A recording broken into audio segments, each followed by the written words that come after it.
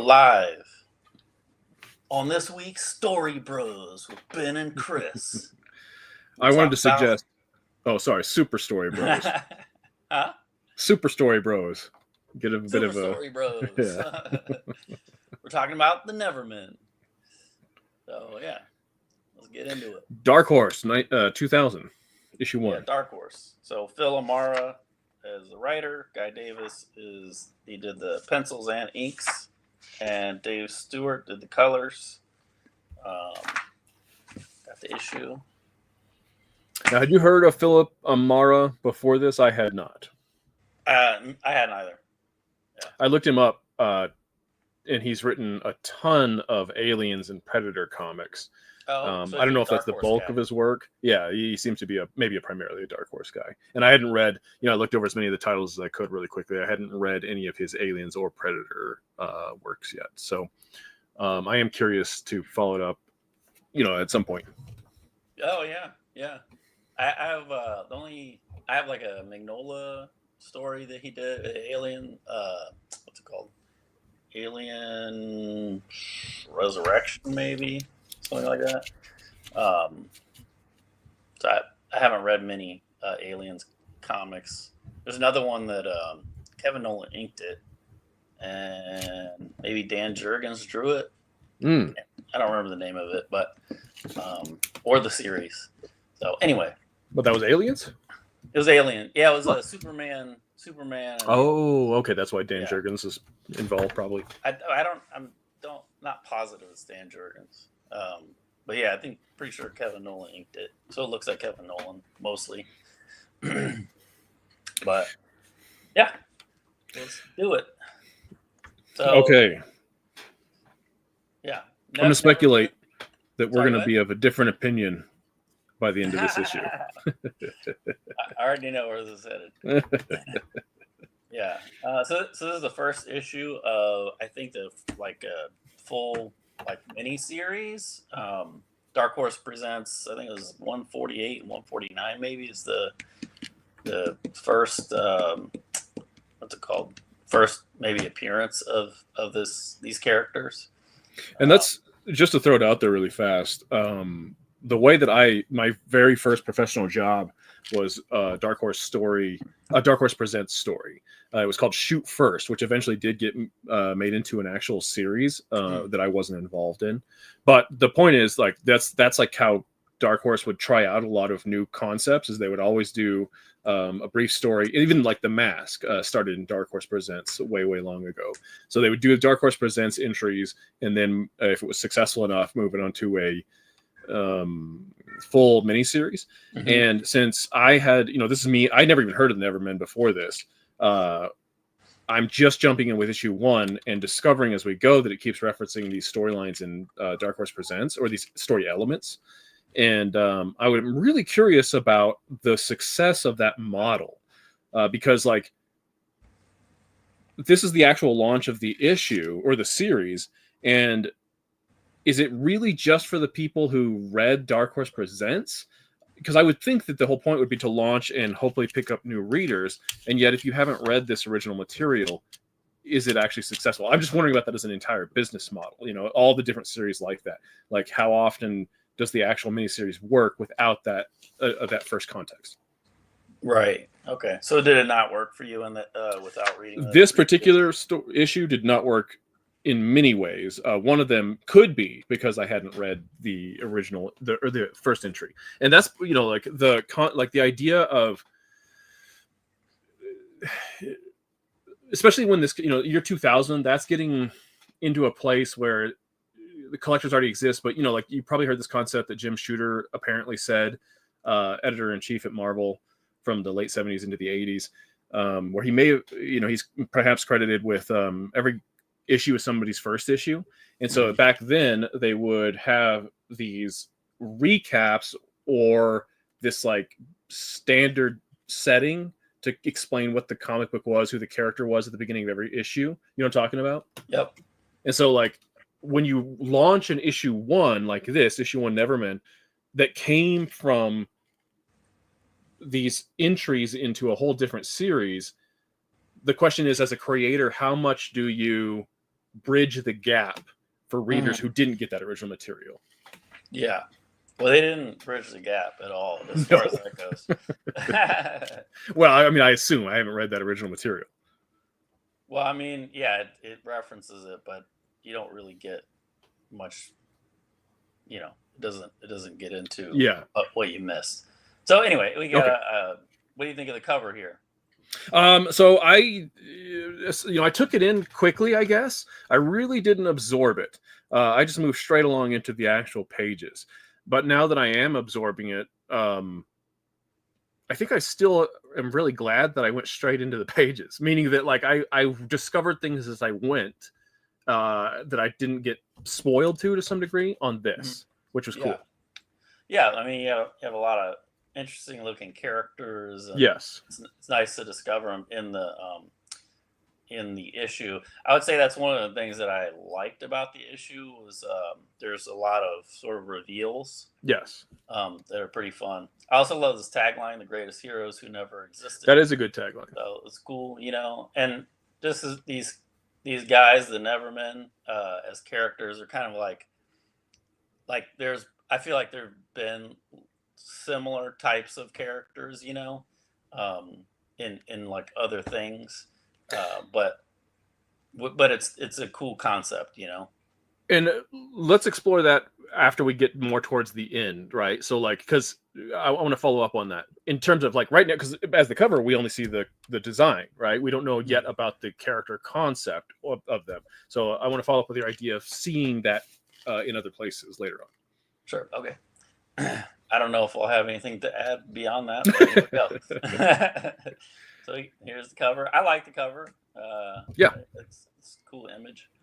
I mean, what works really well here is the main character that we're supposed to pay attention to. He has different color, like all the other characters that we shouldn't pay as much attention to are all cast in that warm light.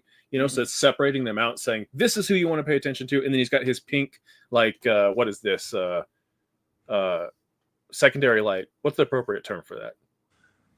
Secondary light. Okay. To help pop him even further out from those other characters. So it's really saying, pay attention to this, less to these. Yeah, for sure. All right, here we go.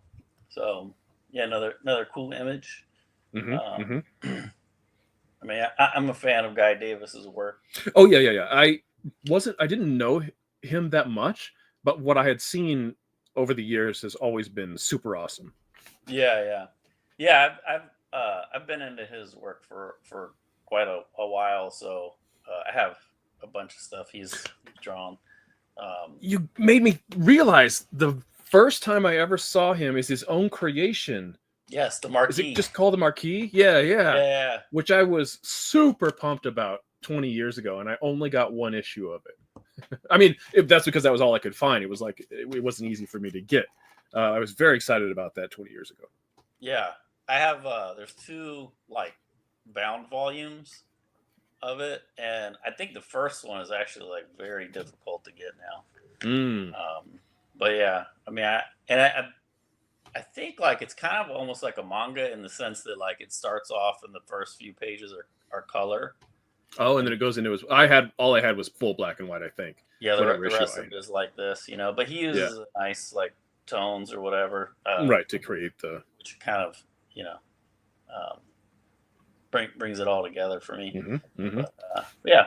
So again, Phil Amara story, Guy Davis on art, Dave Stewart colors, Steve Wayne. The good question. No, maybe Hani, because there's an IE at the end. Yeah, I don't know. Yeah, you might be right. Hani. That's a fail with the lettering.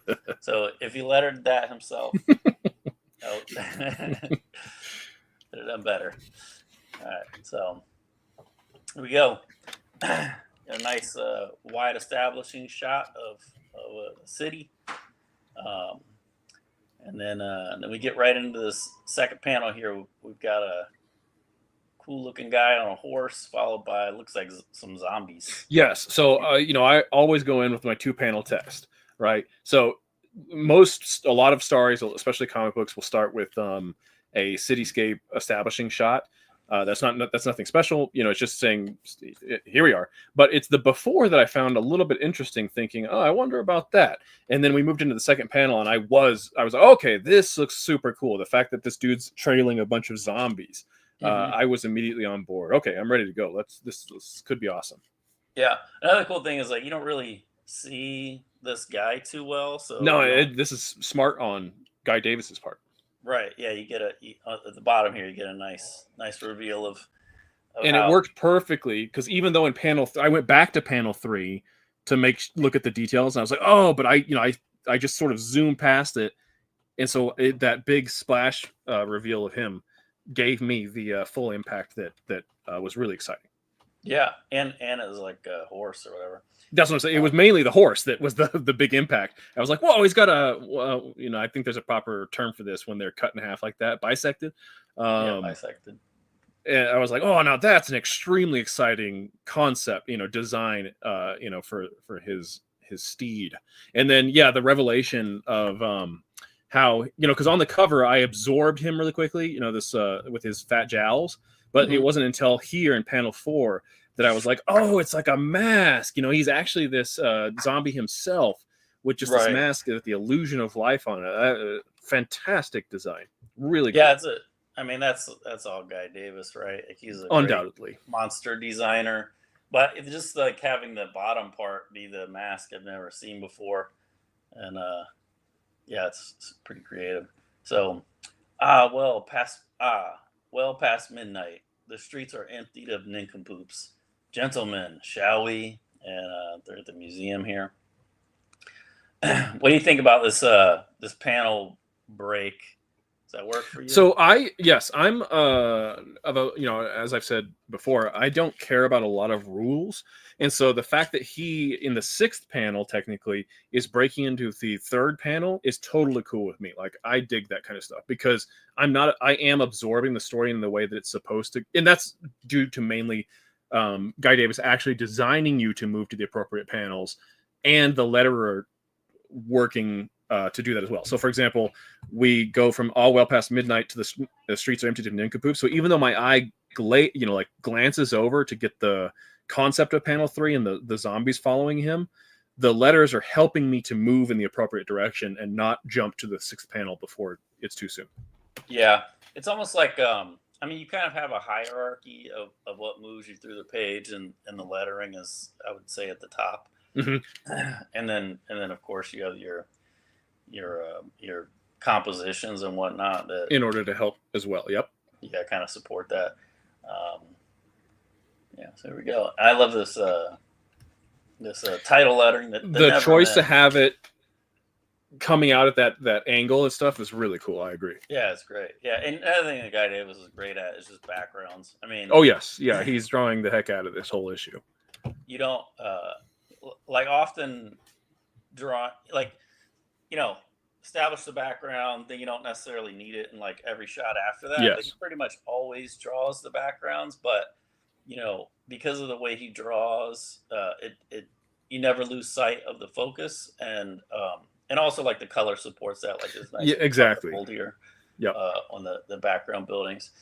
So they bust into this museum here. Chapter 1, all the bad things. So we get the zombie guys rifling through everything. Our main guy here, careful, where? Okay, so this is so I just want to, because ultimately, like I said, I'm speculating on where we're going to end up here. So I was really excited with the first 2 panels. Yeah. Very excited with the discovery of the horse and the design of this character. Love this panel here. And then when he says careful and they're just smashing the heck out of all this stuff, I was having fun. But right here where he says where, this is the beginning of the signs of where I began to pull away from this comics as early as this. Right. Okay. So I like that he said careful, and I like this, but then he goes where, and I was like, okay, where? And then we go on to more wheres.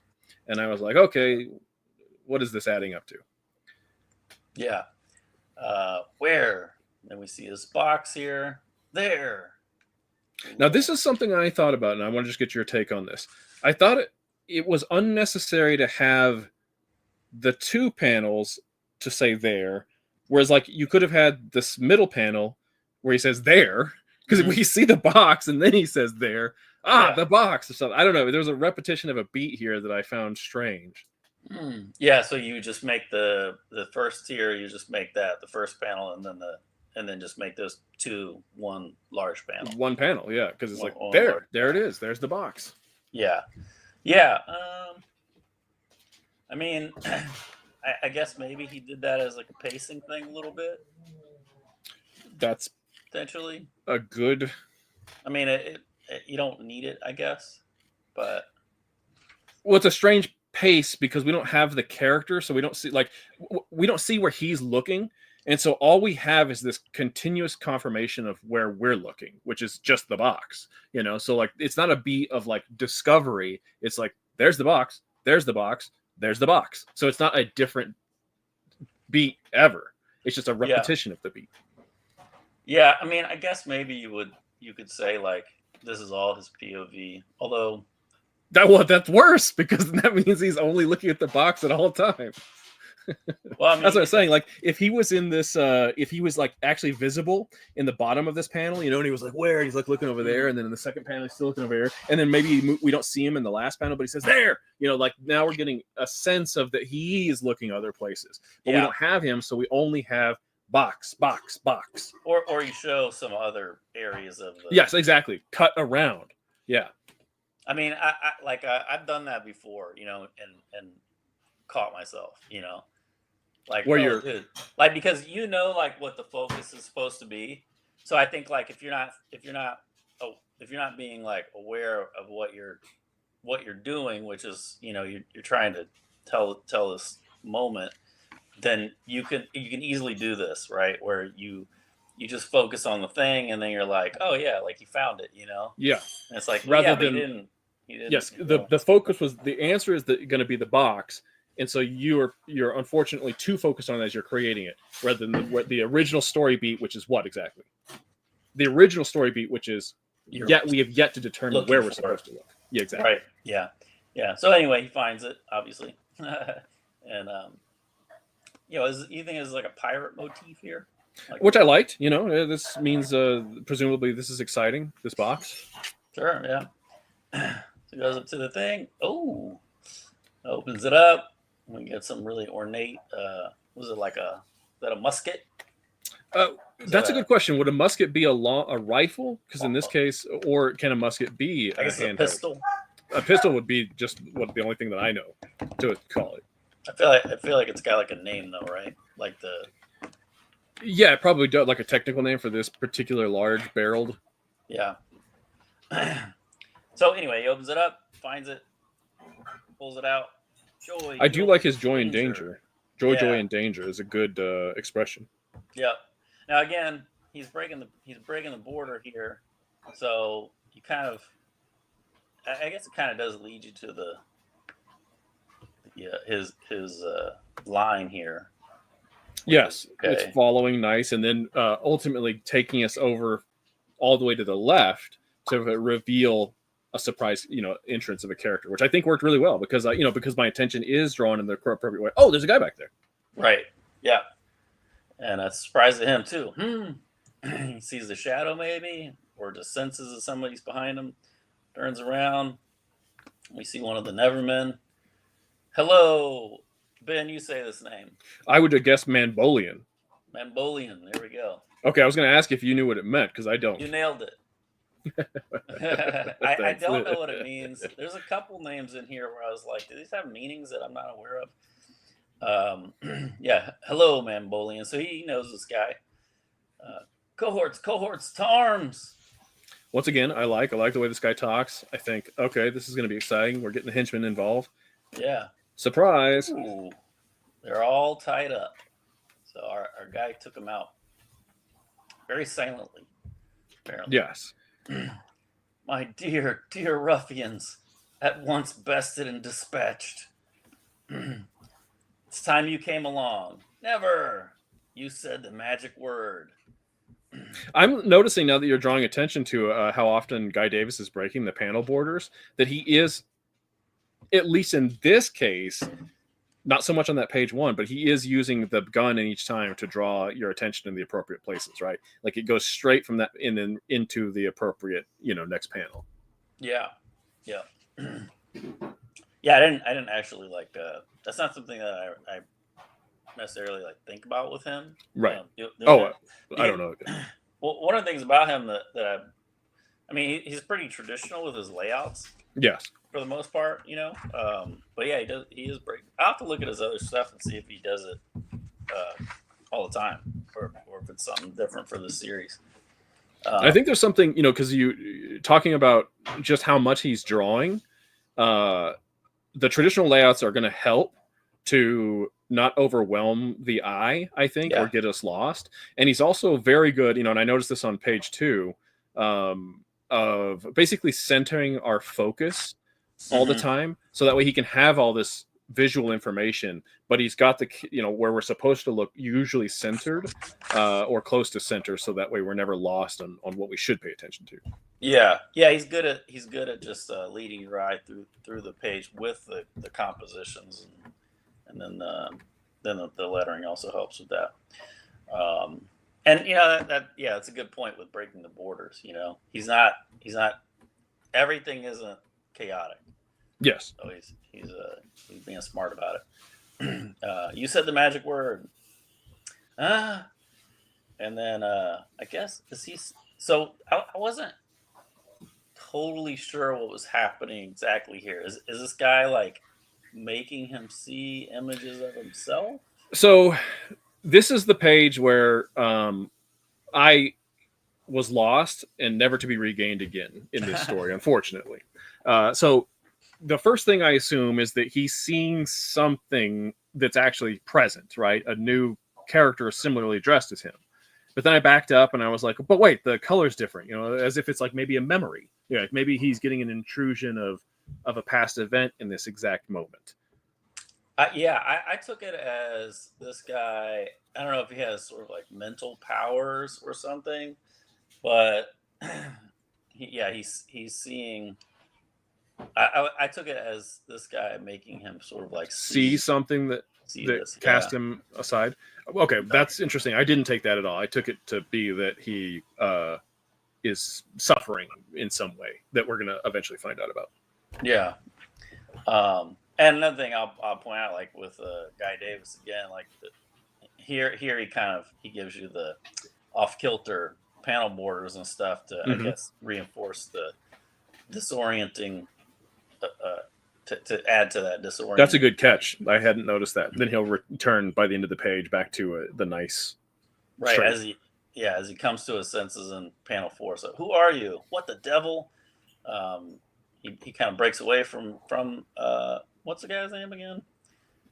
Manbolian. Oh, Manbolian. Yeah. Manbolian. Well, I assume. If we're not saying it right, it's gonna drive people crazy. But yeah, so that gives him a moment to get away. What's true? So this is, again, like I said, this page is where it broke and didn't come back because this is basically non sequiturs. Who are you? What the devil? What's true? Like this nonsense. Like there's nothing narrative to grab onto aside from the fact that like he was confused and this guy is getting away. But is this guy respond like when he says what the devil and he says what's true? Like is that in response to what the devil? Yeah, I don't know. We shall cross again. He leaps out the window here. Pretty cool, onto his horse, and then off he goes. In hot pursuit, one of the Nevermen. Ha ha ha ha ha ha ha ha ha ha ha ha. This guy, he's a jolly dead man. No, that's true. He was in high speed. He seemed to have a good attitude and good humor the whole time, which made him interesting. But so, okay, by the time we get to here, I'll let you finish off your description of the page. Oh yeah. So yeah, this is not good. So bad is going on. Yes. So what I had been compelled by is all of the uniqueness that is probably coming primarily from Guy Davis here, right? Yeah. This whole life, because there is actually zero life in this. This is what I think of as standard superheroics, where this guy actually didn't have any kind of important mission he presumably was looking for these pistols but they're no consequence. He didn't actually. I mean, did he actually even get them in the end? This is basically just a bank robbery that the superhero interrupted, even though the villain got away. Like, this is standard meaningless superheroics aside from the villain disappearing or getting away at the end. Yeah, I guess narrative consequence. He does. Yeah, I guess he might be like losing the pistol here. And we don't see him with it I don't think in any subsequent panels. So he's not holding it at any other time. And I can't see any indication that like he's pocketed it or like put it in his belt or anything like a holster or anything like that. Yeah.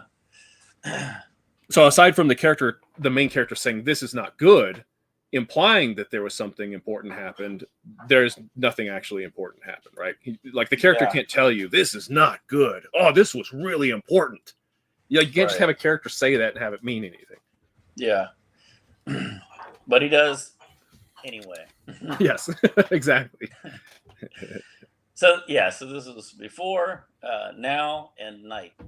So and we get presumably the same Nevermen guy. Can I stop real quick? Yeah. Because I said I was intrigued by the possibility of why he was using before, but you could cut out before, now, and night because it progressed as if it was linear time anyway. Right? It's as if that was the present and he got away and now he's walking over here. So it's not like we needed the word before as if it was before in time and he was reflecting like it's right. It's I've almost got it here. It's like artistry with meaninglessness. Like it's an attempt at being fancy with no actual substance. Style over substance. There we go. You know what's funny is like I started to read this one, right? Yeah. And this is the second of the miniseries, and it starts off. Where does it have it? It starts off in a similar way. Is this the right one? I thought it did. Yeah, it starts off the exact same way. With before. Before. So I don't know if that's like a something consistent with these stories for some reason or what, but I think it's obviously a choice that I'm assuming the writer made, Philip O'Mara, but it doesn't have any. Now maybe eventually it does. Like I haven't read that issue. Maybe eventually it will have more significance, meaning that it is actually an indication. This most of the time, what you would do there is you would start in the present and then you would go back in time to tell important stories. You wouldn't actually start because it's just the present, right? It's not before. Yeah. Well, when I started reading the wrong one, and as soon as I saw that, I was like, "Oh, Ben's not gonna like this." Okay, so picking back up, he's at this like really fancy mansion. Looking at one of the marble sculptures outside. It's open, and we get this. Wait, hold on a second. It's a heh, which I interpreted to be amusement. Oh yeah, right. That he is amused by the headless and armless elements. Yeah, something to him is funny about that. Good point.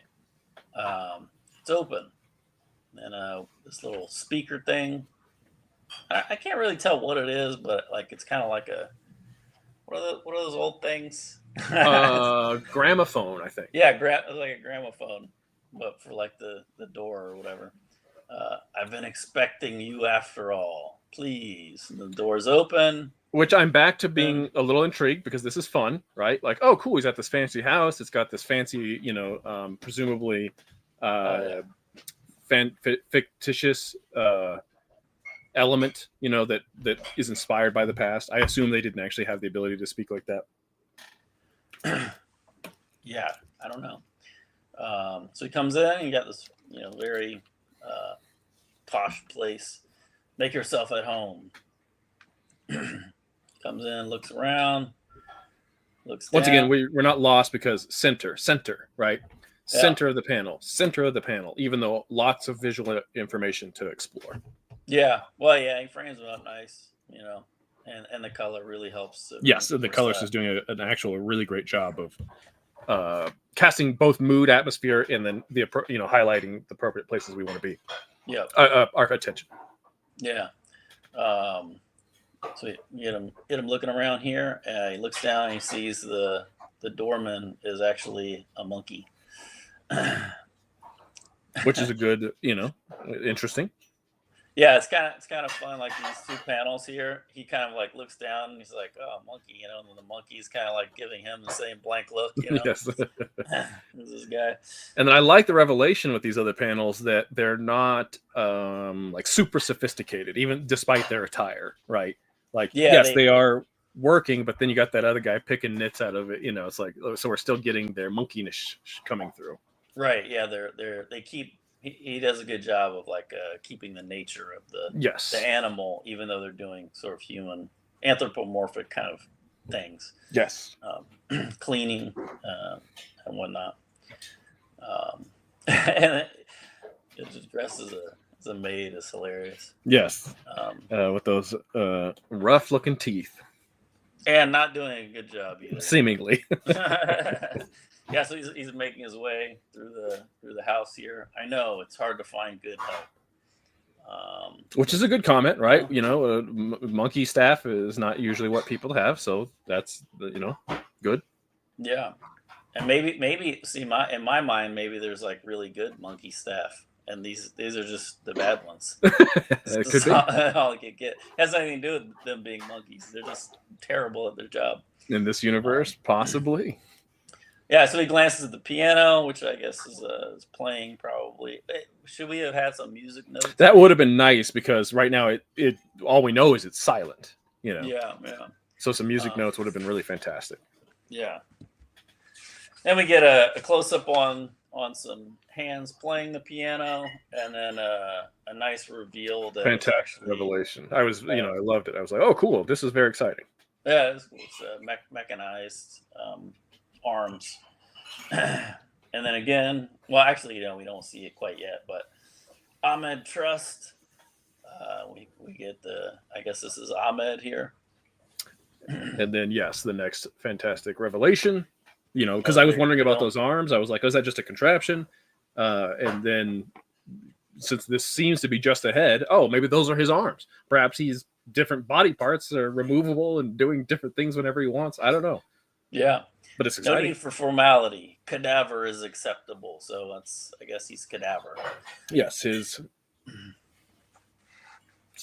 villain name, perhaps. Super villain name. Yeah, villain name. Vernon Spider has turned up dead at his old magic club. Choked to death.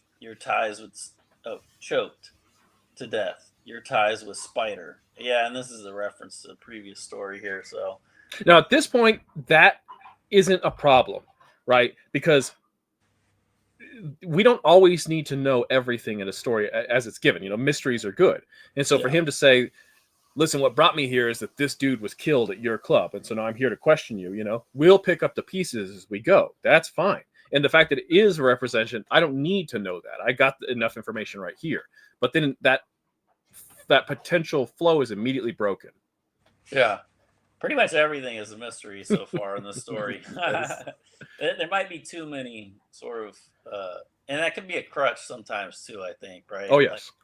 Like, let me just present a bunch of mysteries.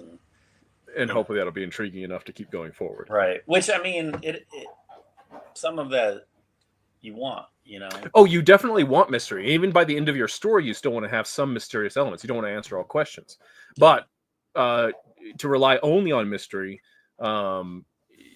it means you have no story to tell. Right. Lost being a perfect example. J.J. Abrams in general. Right. Yeah. What do they call it? The something box. Yeah. What did he call it? Mystery box. It might just be. Yeah, I think it is. Meaning that was his only focus, his only intention, his only ability was to create mysteries and never have any actual narrative or solutions that were satisfying. Which could be, unfortunately, the case here, which is often the case for people who focus only on mystery. Sure. Well, Lost, as we know, was a huge failure. It was.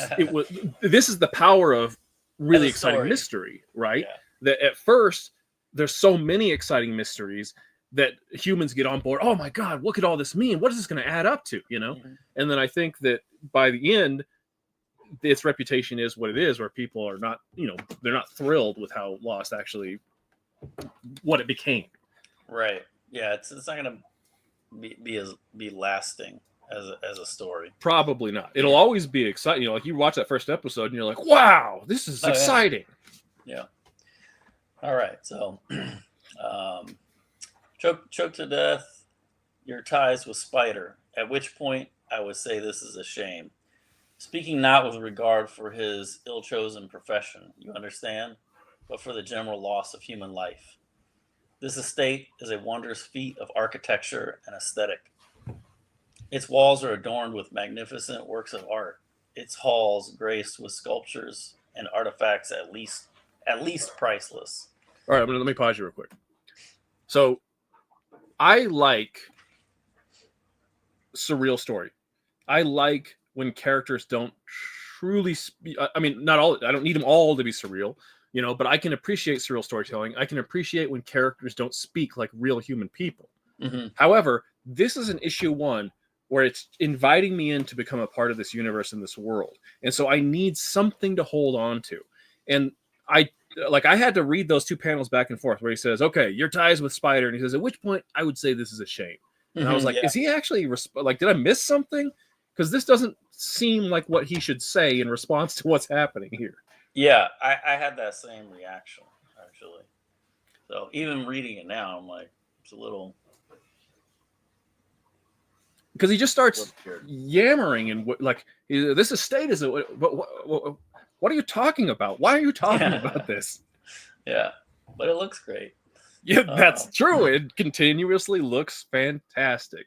The art is, but see, this is the part of what I was thinking is like, if you stripped out Guy Davis, this comic, and just put it like an average comic book, like that, this is 0. It's nothing, because all Guy Davis is bringing everything to it. Yeah. Right.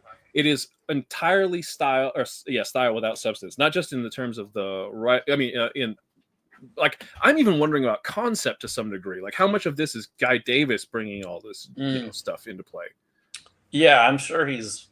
I would say he's probably heavily involved in, like, obviously all the design is probably coming from him, and maybe some of the story. I don't know. It doesn't credit him. Unfortunately, I went and looked up the Dark Horse 148 where it seems to start to see if it would say some sort of indication of like created by or but it's the same sort of credit. So I couldn't quickly find whose brainchild. Is this the majority of one person's brainchild or not? Is it a 50-50 collaboration? I couldn't find information quickly. Yeah, that'd be interesting to. It'd be nice to be able to talk to these guys. It took years to acquire it all. It took many years before to amass such sufficient wealth, all without so much as a helping hand, which is a bit of a joke. Presumably. Now, how do you say this name? Miltiades is how I would say it. Perfect again. 2 for 2. And then Mencius. That's how I read it. Morisot. Yeah, that's exactly what I would. And I guess then the monkeys start to freak out. Show the gentleman out. Okay, but now like they get violent stuff, right? So now presumably, so that means that everything he just said was largely entirely useless because he's just stating things that we see primarily. So he says its walls are adorned with magnificent art. Oh, really? I didn't notice that Guy Davis drew all of that. Its halls graced with sculptures and artifacts at least priceless. Well, I couldn't tell by the art. I'm glad you're telling me this. Right now, this is actually something where he says it took years to acquire it all. It took many years before to amass such a sufficient wealth. So it's creating this background like that I like, like, hey, I actually had to really work for this. Yes, what you see now took me so much more time to get. And he says all without so much as a helping hand. And I was intrigued. I was like, okay, all right, what's he going on? Where's he going with this? This is interesting. And then he says, 3 of you show the gentleman. What were you saying? What? Yeah. Where was that going? Was there something about it that was significant to actually mention? Right. Yeah. So yeah, they come after him. Wonderful. So he's into this. He just wants to beat these guys up. And he does. Smack, crash. Oof. they start to overwhelm him, and then you see he's biomechanical, maybe, or Yeah, where they start ripping his arm off, and yeah, at least that one arm is, yeah. So we get a little bit of a peek at there's something more going on with this guy. which I liked. He whips out a little vial, something, tosses it. Yeah, we get a little panel break. How do you feel about this one? I'm cool with it. And both of them, both the top one, because he's bringing out something new that was hidden, and so to have it the finger extend out like that, helps it feel like it's emerging. Yeah. And then the second one is literally it's throwing away. Now, one of the interesting elements that I occasionally reflect on is back when I was first becoming a comic book artist professional at Periscope Studios, Steve Lieber was commenting about how if you want something to truly feel like it's floating or being thrown or in the air or something like that, don't have it overlap any of the panel borders, right? Have it not touching anything, Mm-hmm. And so an interesting question is because it is going outside of the panel border, it feels like he's throwing it. But I also have Steve Lieber's saying thing in my head. What do you think about it? Well, as far as like it looking like it's coming out at us, I mean, it doesn't bother me at all that it overlaps the panel border. Um, what I'm bothered by, I guess, is that it kind of is leading you right off the page rather than to the next panel, like he's been doing. Yeah. In previous panels. I'm not like super hardcore of an opinion with that type of thing, because to me it's like, yeah, you're gonna go to the next panel. Right. People act like if it like sort of yes directs you like in a way that isn't super like natural reading order or whatever, that I don't know, you're gonna fly off the page and like you're just never come back. Yeah, exactly. Yeah, it's like you're gonna go back, But you do raise an interesting question, because we're looking at this digitally. Now you don't have a physical, or do you have a physical copy of this issue? Yeah, I have it. Okay, I want to know, is this on the left, and therefore is it? No, it's on the right. Okay, that's good. That's good. Meaning that probably Davis knew he was drawing for a right-hand page, and therefore, because I was afraid that maybe it was on the left, and that could be getting lost inside the fold. Oh no, yeah, it's on the right hand page. Yeah, so I mean, like the guys that do movie around the page really well, which I think he does pretty Most much of the time. most of the time. Yeah, it does make for a better reading experience, but and I guess that's what you're sort of like going for, obviously, but it doesn't like kill it for me if. Like, man, if you draw like something exciting and it's kind of, doesn't exactly lead you back the other direction, like to me, that's not the end of the world. Anyway. I agree.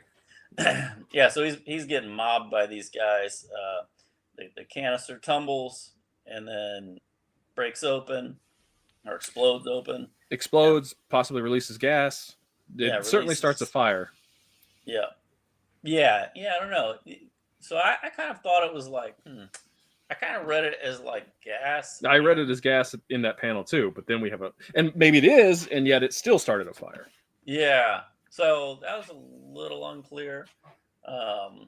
Yeah, so it was just smoke from the fire, or maybe it was just to start a fire. I don't know. But yeah, regardless, the monkeys are freaking out. Our Maltese, what was his name? The head guy, Cadaver. We'll call him Cadaver. Oh, yes, our main guy, Cadaver. Yeah, the head. No. Monkeys are freaking out. Continue to freak out. They're destroying everything that he's worked his life for.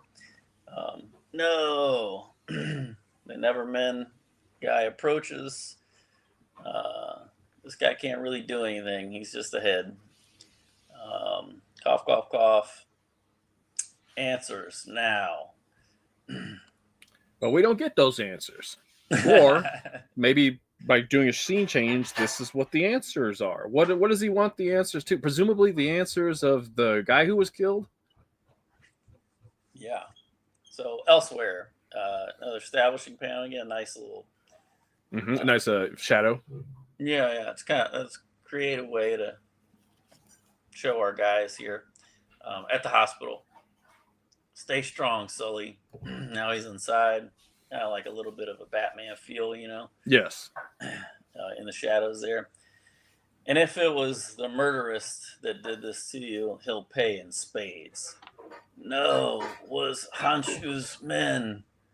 Again, see Dark Horse Presents 148. So, And now this is still not necessarily a problem, because the fact that he says "Stay strong, Sully," and if it was the murderess, they'll pay in spades. This tells me this is this dude's friend. Something has bad happened to them. He wants to get payback on him. Okay, I got that. And then even him saying was Hanshu's men, I possibly don't need to know that right now, because all I need to know is that the main character is going to right this wrong, presumably, right? So I don't really need to know what exactly happened to this dude. I just need to know that he's moving towards the right direction, right? He thought it was the murderess, but now he knows that it's Honshu. Right. Yeah, it was Hanshu's men and a friend. And then we get this old school sort of page layout trick with the circular panel. I guess because he can't really emote, right? So he kind of does it with due to the design, certainly but it's also this is, I read this as a beat, like that we often get in manga, where it's not really meant to be decipherable. We just know that he's absorbing this information, this indication that a friend, right? And like, oh well, who the heck is this friend? And how it's meant to be something that he's absorbing. Yeah. Yeah, go to this nice another establishing shot of I mean, we assume it's the same guy, right? I mean, at this indication, I only know that there is one guy who wears this outfit until this second panel on his page. Yeah, so this is where you find out there's a bunch of these guys. We're supposed to protect the city, but look at what's happened. And then again, man, I mean, smart sort of staging. Yes. And a nice shot there, and then we see that there's multiples of these guys that are identical, or at least they look identical. They did, and this to me immediately realized I came to a problem, right? So I saw the Nevermen, or the Nevermen, and on the cover I only get one guy who wears this outfit. I didn't know there were multiple guys. I mean, I saw then you get the black and white drawing that shows more of them, but it's here where I realized, oh, who is my character? Is it the Sinner guy? Is this the guy I've been following around? Right. And then I realized this is the potential problem with this design. Is like, I don't know if any of these people are meant to be decipherable, right? Like, am I supposed to know any of these guys that are different from each other one? And that potentially is a weakness of this design concept. I don't know, because I don't know what page number we're on, but I still don't know anything about this world or this story or anything, aside from the fact that like some stuff has happened and they keep telling me stuff happens. Yeah. But I can't connect with any of this. Like he says, Diggs disappears without a trace. We have to find him. He's one of us. It's like, okay, I guess this Diggs guy is somebody we're going to look for now. Right. Well, I mean, and this is your first indication that they are individuals, but they share the same appearance. And then, again, Sullivan is lucky to be breathing after what he's been through. So again, I don't know, man. I'm going to go back and read these other couple of issues and see if that helps at all. But poor Sully. So they all know the dude. Maybe I don't know if they're all like the same guy or what. That's maybe. And down there, it couldn't get any worse. I mean, they're finishing each other's sort of sentences. Yeah. What do you think he's talking about? Yeah, I mean, I'm not sure, right? Is he telling us something that doesn't really, like, the writer is just saying stuff that sounds important but doesn't have anything to actually do, so he just makes characters say things that make it sound like it's important. He says, and down there couldn't get any worse. Maybe. Right. I mean, they're speaking. I mean, I would take it as like they're speaking generally that like the city's in bad shape, right? Maybe. Yeah, not really sure. I think it's actually right over there, wherever he's pointing. I think he's pointing at something very specific. I don't know. It's just not great. That's the problem. It's like, so I think that Guy Davis, even by having this choice of him pointing, like, it'd be better if he wasn't pointing to get to your, because by pointing, it seems like very specifically right over there at that section of the city right can't here. get any worse. But if he was just standing with his arm down, he's just like down there, then it would imply the entirety of the thing that we're looking at. Yeah. Another Neverman approaches. Oh, it's worse. Our boy from the burglary at the Arbogast building was after something very specific. Blueprints. Okay, so this is the first time where it references Dark Horse Presents, and now I'm starting to realize, okay, I may need to have read that story in order for this to have any actual depth to it, right? Yeah. Because I could get the point of the other scenes, without needing to know too much about it. Okay, this guy got beat up. He's going to go get him. Okay, this guy got killed. This guy's come here for answers, right? But now I don't know what any of this means. Like, oh, it's worse.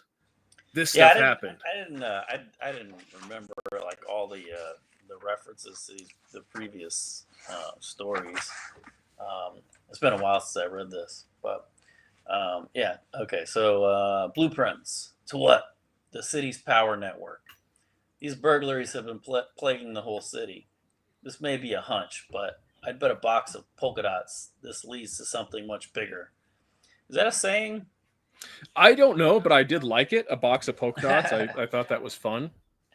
I mean, it took to reference something you hate. It took me out of it because then I was like thinking like, did they used to sell like glitter, but like it's just like a box of like polka dots. Well, it could be. It could be a. I took it to be a. Off into like this other.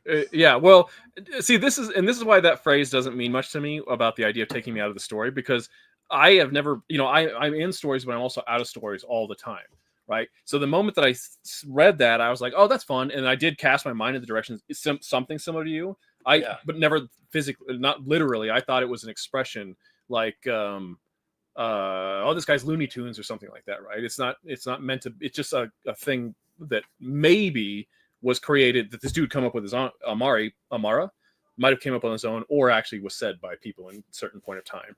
Yeah, older time. I mean, I took it as an expression as well, but it could be. It's not an expression I've ever heard before. No, me neither. Yeah, and that's why I said I liked it. Something that's gonna smack us in the mouth when we least expect it.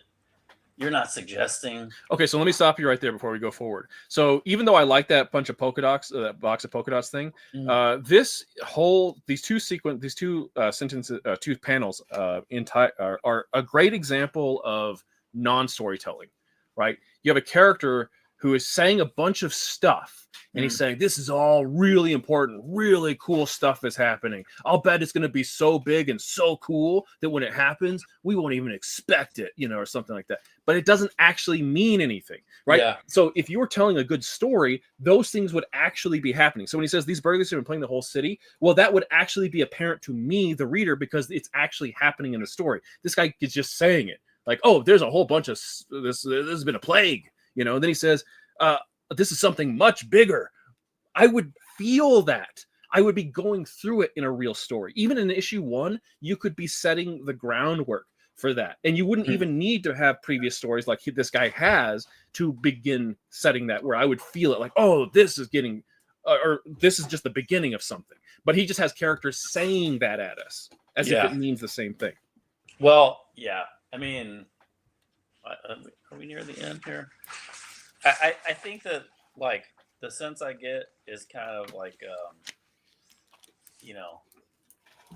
this is like, oh man, these guys would be cool. Like, they look cool.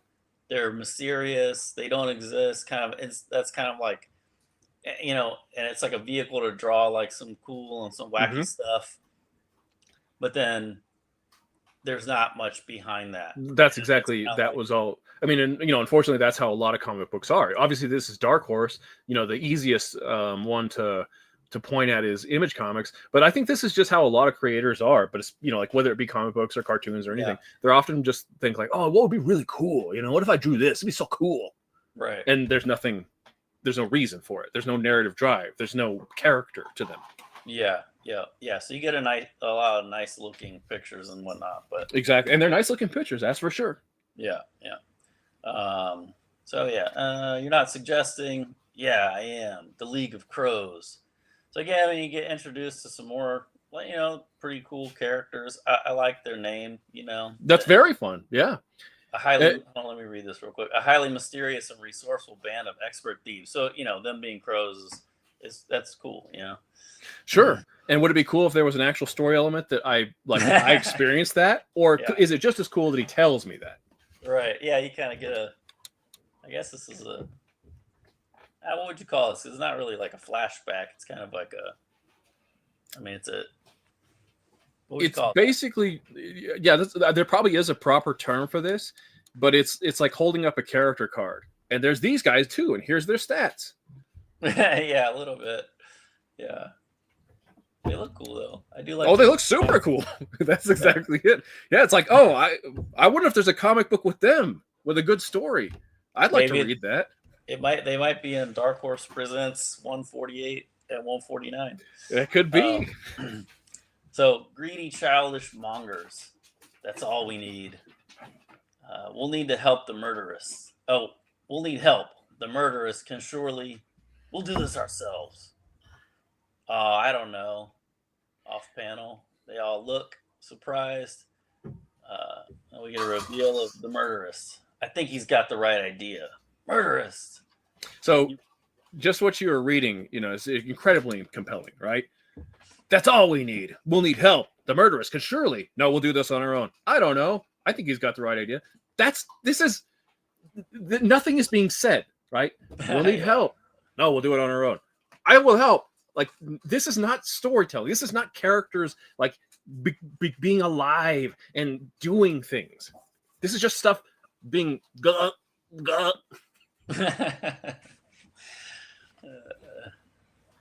Okay, let me get back on track here. Ben loves this issue. There's the next. You clowns can handle things however you please. If I don't stand to gain, I don't much care. Besides, Okay, so let's do this. I'm gonna be murderous, and you're gonna be the Nevermen. okay. So I say, oh, I don't know. I think he's got the right idea. Wait, where are you? Oh, murderous. You clowns can handle things however you please. If I don't stand to gain, I don't much care. Besides, What do you gain by coming here? Are we done? I promised Clinton I'd let you, but the point is, you and I are not speaking. You're saying something, I'm saying something. They don't seem to actually go together, right? Yeah. Like, this guy says, oh, I don't know, I think he's got the right idea. Then he immediately undermines it by saying, if I don't stand to gain anything, though, I don't care. Like, well, you want to help, but no? What are you saying, murderist? Yeah.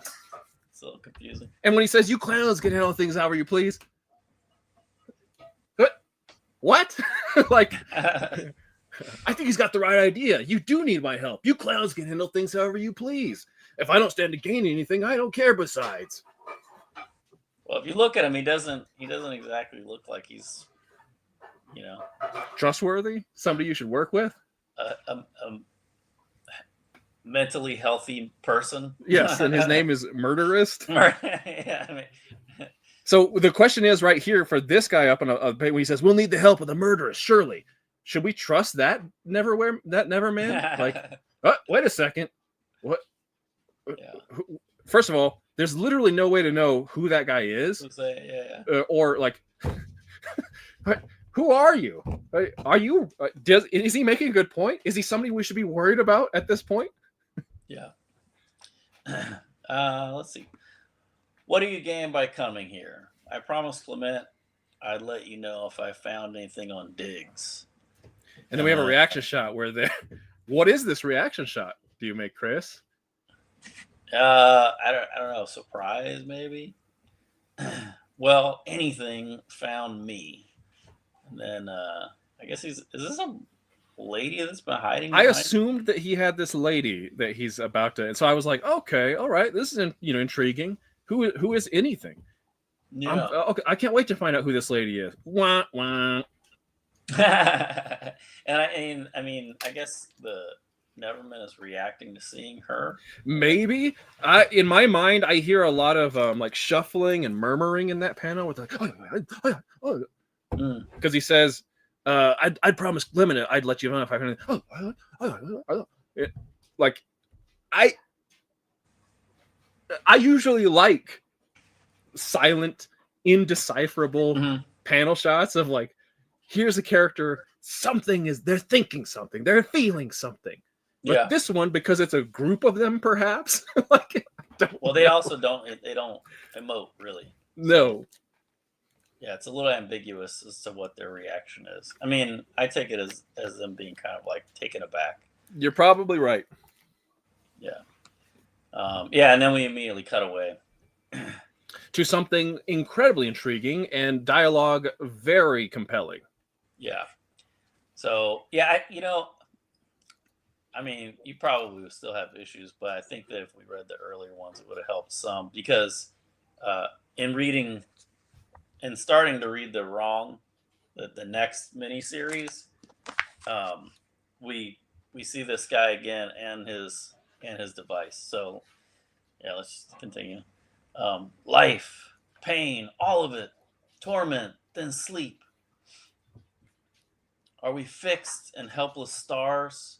No, the time has come to reverse the lonely march of life, to strike at the very timbers of the cosmos and loose our dawn.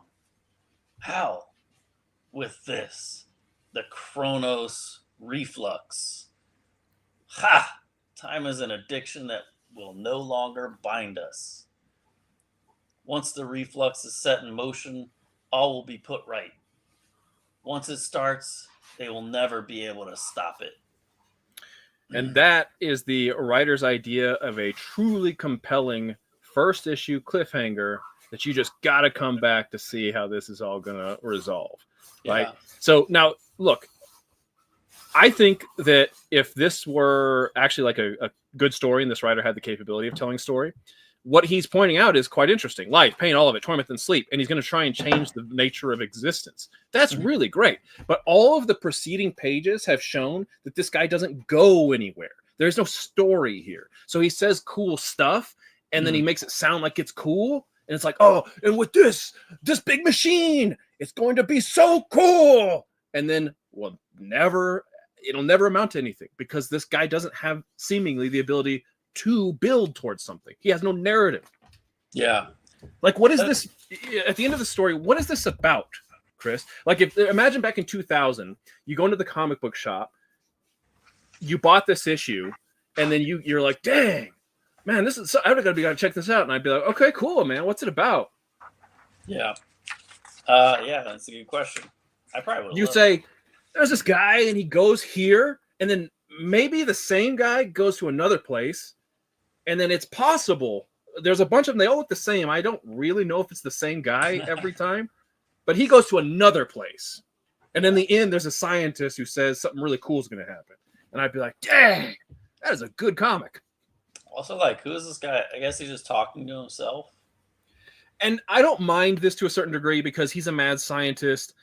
He probably spends a lot of time alone, even though in the end it indicates that he does have at least one assistant.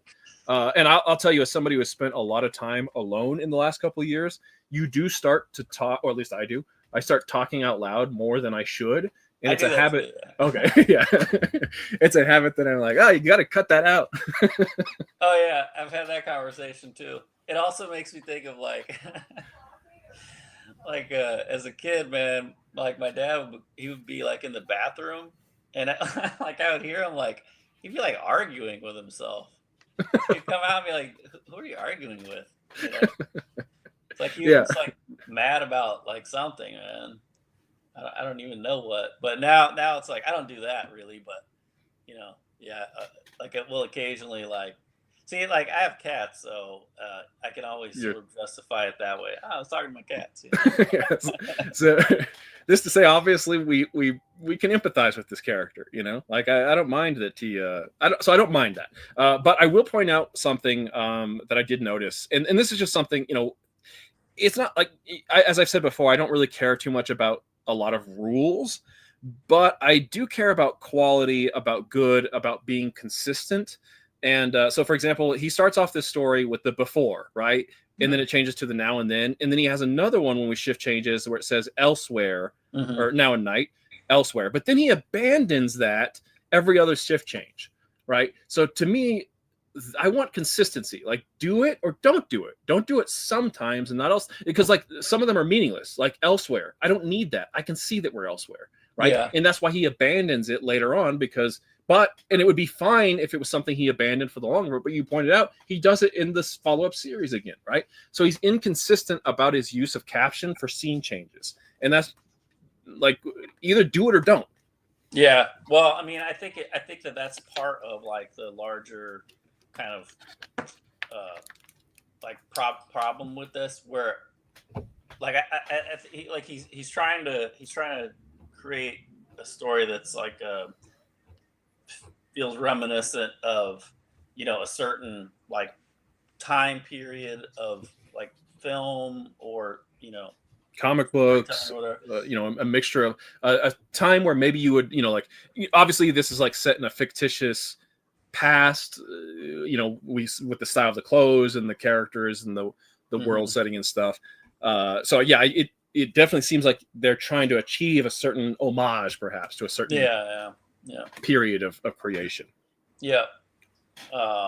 Yeah. So I think that that's kind of just sort of like just you know, another indication that it's like, hey, let's do, like, I have these cool characters, you know, they're you know, from this period or whatever. We'll throw in the old sort of science fiction tropes and stuff, and but there's not really like a solid foundation behind it all. Right. I mean, that certainly seems to be the case. You know, it would be wonderful if it developed, you know, because like, you know, just someday I'll have us go back and read some of The Mask.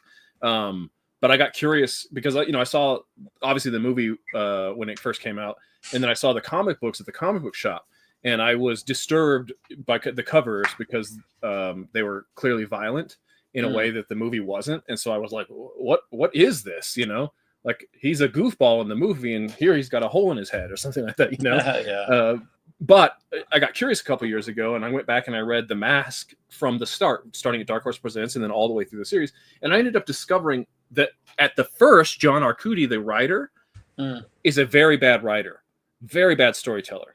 But he develops, and by like the first true Mask miniseries or second one, there's actually some really great story being told there inside The Mask. And so it would be cool if this Philip Amara dude, we're seeing, you know, let's say his early work here, and he'll become better.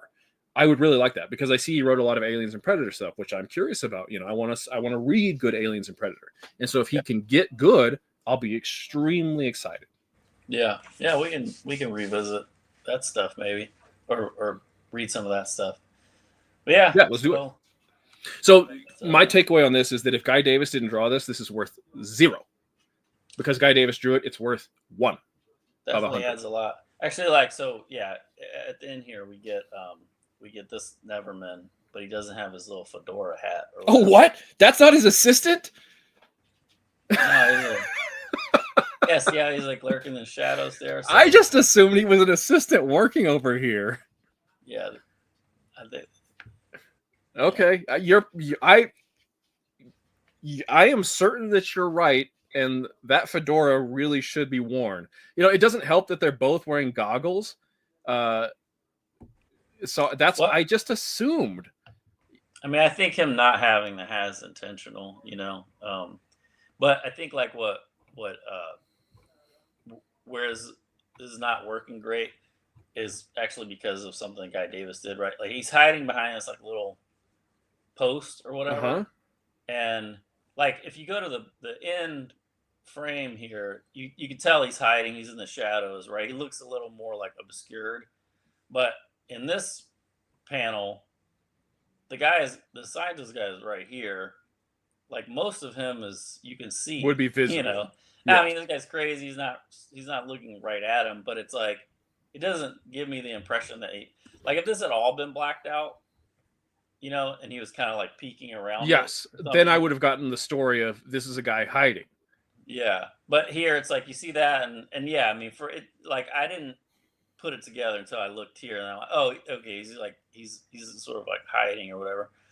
I just even in the last panel, I just assume, okay, his assistant's over there. Because he's in shadow, and so I didn't read the jacket as gray. I read the jacket as being in shadow, like that it would be white, but that it would be that he's just being dark in order to have. We're saying here in the large. Yeah. I mean, I don't know. The perspective is also off on this one a little bit. I mean, like, unless he's like not standing on the same level on the ground. Yeah. He's in the ground, man. That's like a that's like a common mistake, you know. I mean, yes, when you're not being super careful. It doesn't really like bother me too much, but no. Now that I'm like staring at it, I'm like, yeah, you can see. So yeah, I mean, well, we get all these like little, I guess, character maybe bios. Oh, okay, so I didn't go down here. I didn't read any of this. Yeah. Maybe I'll. But like, you know, a part of just like, you know, once again, like returning to the okay, so returning to the thing I said, let's hold off on it, right? You talked about the design of the character and the Nevermen as a concept, and that or the Nevermen. I don't know why I keep calling them Nevermen. That we've seen this type of thing before, and I'm inclined to agree, but I wanted to find out what you took, what you meant by that, right? Like, what do we see before? What is this type of character, the Nevermen? I mean, I there's nothing like specific, right, that I could think of off the top of my head. I mean, for some reason, like maybe because I like seen some stuff about like Dark City recently. That Dark City was definitely in my mind. Yeah, I mean, I think it's just kind of like, you know, and I'm sure that there are more characters like this that people know. But yeah, it just like. It's like a type of sort of like character, you know, like the mysterious like group of guys that kind of like are behind the scenes doing things. And, yeah, Men in Black is what. Yeah, not Men in Black, the movie franchise, but just the concept of the Men in Black. That's kind of the vibe I got. You know, like these government men who take care of problems, and you're not really meant to know a lot about them or something like that. Yeah. Also, what's that other movie? It's man, the Bourne Identity guy, Good Will Hunting. Matt Damon. Matt Damon. What's it called? You know the movie I'm talking about? It's Adjustment Bureau. Yeah. Yeah, I mean, I think that also. That's the vibe of this that is kind of tapping into potentially. Right. Yeah. But even in that, right? Like now, let's use Men in Black, the movie franchise, which if I remember, it's actually based on a comic and maybe even a Dark Horse comic. Yeah, it's a comic for sure. Now that would be interesting to go and look at because I never have. But you know, let's just use the movies as examples. Even though you have this, what amounts to a faceless organization meant to be secretive and shadowy, we, the audience, need to identify and connect with characters, right? So we have K, Tommy Lee Jones, J, Will Smith, and then their boss, played by Rip Torn. I don't know if he had a letter or not, but like all of these guys are identifiable characters within this faceless organization, right? Yeah. And that's the problem I have here, is that I don't know who the characters are. Like I was making, you know, the comments earlier. Did we follow the same guy around the whole time, or were all those different guys going from different scene to scene? You know, and like part of it in the world of comic books is like, you know, when the X-Men started, they all had their similar yellow and black costumes, right? And then they branched out and they had their own unique costumes. And then for a period, they went back to the yellow and blue costumes where everybody's wearing the same thing, and that, to me, robs them of part of their whole unique charm, right? Like Wolverine should have his own costume, Colossus should have his own costume. Sometimes it's cool, maybe for like a specific narrative arc or purpose for them to be all wearing a similar uniform. Yeah. But the more in the world of comic books, right, where you need to stamp character, this is a character, giving them as much life as possible. And that can be done clearly in the world of Men in Black, right? Even though K and J wear exactly the same thing, those guys are 100% identifiable as unique individuals. Yeah. I don't know like anything about these guys, so I don't know if they're all supposed to be like like clones or something. And I don't know if that's I wondered the same thing, but I think when they were like when there was a group of them standing together, they had different hair colors. Like one of them had darker and one of them had lighter. Yeah, so for example, like this very first guy fighting Cadaver, he gets his hat torn off and he has like, like really light hair. And then I think the one who says we should work with Murderist has like, he's got like orange hair. So they could still be clones with slightly different colored hair. But it is showing that there is some, differences between them. Yeah. First thing I thought, I was like, you could have maybe different colors for their goggles. That's enough, right? So that way, if I know, okay, this is red goggle, this is blue goggle, then I can start identifying, like I like blue goggle, I hate red goggle because of all the things red goggle does. Well, and this is like, so that's kind of like the Ninja Turtles, right? Like, that they initially all had their red bandanas, but their weapons helped to tell them apart, and then their personalities to a certain degree. But eventually they did change that, right? Yes, which is a very smart choice, right? When it moved into the animated series, I think his name might be David Wise. He's the one responsible for actually saying, oh, they should all have different colored bandanas and more identifiable personalities. Yeah, that's what I was thinking about. I mean, another thing that I like, and maybe it's like, I don't know. For me, like some of these newer iterations of the Turtles, I like that they're making them look different. Like they're giving them different body types.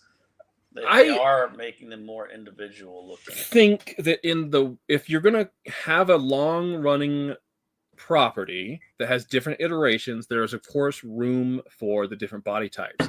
I think that I have turned against that though, as somebody who actually did work on Ninja Turtles, for multiple reasons. One of them is they're usually the most uninspired decisions of creative body types. So for example, Donatello.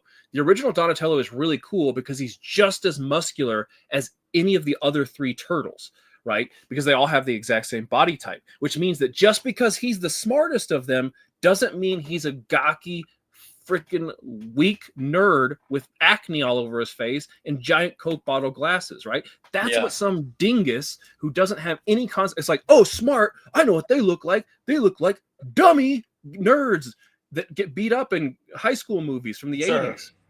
But I think there's things that you could do where you don't have to fall back on like the easiest solution in terms of like body types. That if somebody is going to do that, I would appreciate seeing those designs. Yeah. Well, I think it's just like about character design, right?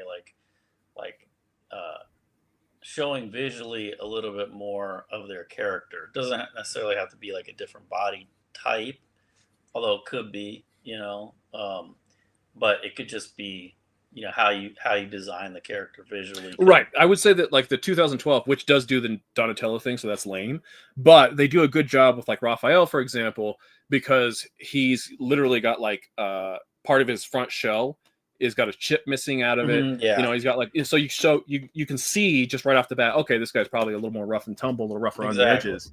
Exactly. Yeah. Yeah. So just things like that, Yeah. And so I would now that therein lies the question though, like, is this the point of the Nevermen? And while we're on this subject, I worked on this Star Wars digest for Dark Horse. It was called Raiders of the, I don't know. It was something to, it was like a play on the Indiana Jones Raiders of the Lost Ark or something like that. But it was based on this cartoon series. It was a CG cartoon series, like maybe Star Wars Clone Wars, something like that. And what is annoying to me about like potentially like, so we don't know between the two of us yet what the intention of the Nevermen is, right? Like, yes, it would be nice to know if they were actually supposed to be, different characters that you could identify with and come to like. But if the intention is that they're all exactly the same, well, they're doing a really great job of that because they are all exactly the same as of this issue. But like the Clone Wars story that I worked on, it presented a really the problem with doing that. So, okay, look, if Guy Davis and Philip Amara, when they were sitting there and they were like, okay, we're going to do the Nevermen, and we're going to make it where all the main characters are completely faceless clones, essentially. Maybe even if they're not literally clones, you can't tell the characters apart from one another.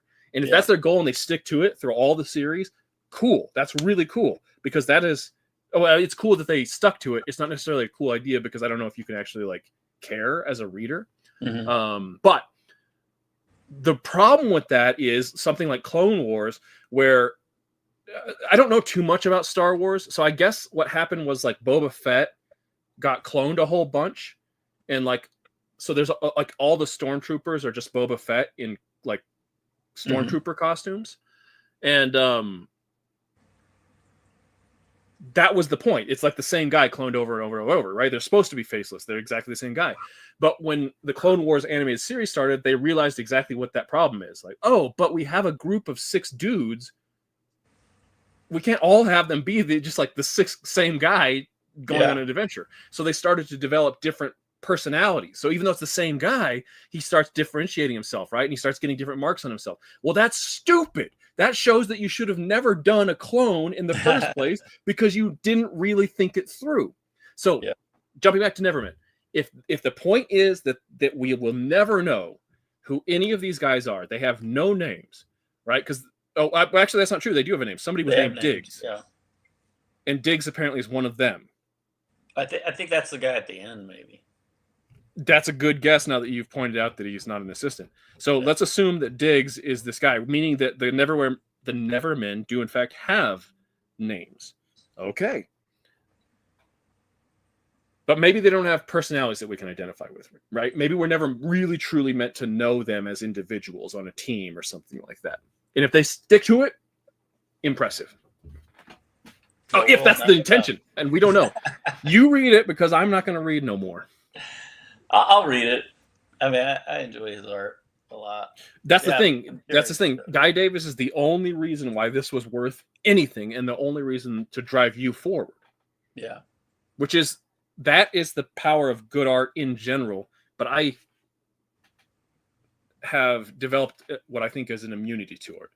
Like, I don't care if you have the most amazing art in the world, if you have zero story to tell. To me, a comic book is a story. It is not an illustration. It's not a sketchbook. Well, it's like candy, you know. It's not nourishing, but it tastes good. That's a good, very good comparison. Yeah. All right. Yeah. So you know, on a I look forward to hearing, though, about how this works out. So we'll follow that up in the future. And next week, we're going to do Slam Dunk manga. Try to reverse every time.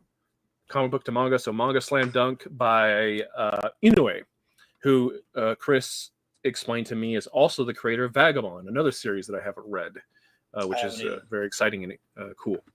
So chapter 1, Slam Dunk, a basketball manga. Yeah. Neither one of us are basketball fans.